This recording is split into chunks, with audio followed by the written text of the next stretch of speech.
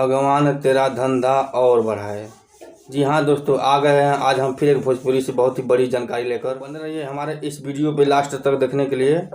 अगर आप हमारे चैनल पर नए हैं तो उस लाल वाला बटन पर क्लिक करके बेल आइकन को प्रेस कर देना, ताकि जब भी मैं वीडियो बनाऊँ तो सबसे पहले आप तक उसका नोटिफिकेशन जाए। तो चलिए आगे वीडियो को स्टार्ट करते हैं। बात कर रहे हैं भोजपुरी के सुपरस्टार खेसारी लाल यादव के बारे में, जिस गाने का ट्रेलर आ चुका है आप सबके बीच में, जो कि आप उसका पोस्टर देखे हैं, जिस एल्बम का नाम है भगवान तेरा धंधा और बढ़ाए। जी हाँ दोस्तों, बहुत ही ज़बरदस्त ये गाना है। अभी तो सिर्फ ट्रेलर आया है, पिक्चर तो अभी बाकी है।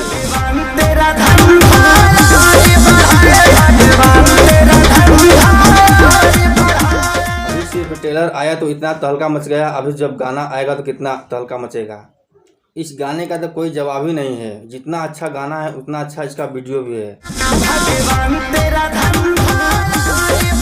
ये डायरेक्ट वीडियो सॉन्ग आ रहा है आप सबके बीच में, इसका तो अभी ट्रेलर आया है। चलिए आज के लिए बस इतना ही। अगर वीडियो पसंद आई हो तो एक लाइक और कमेंट हमें ज़रूर कर देना।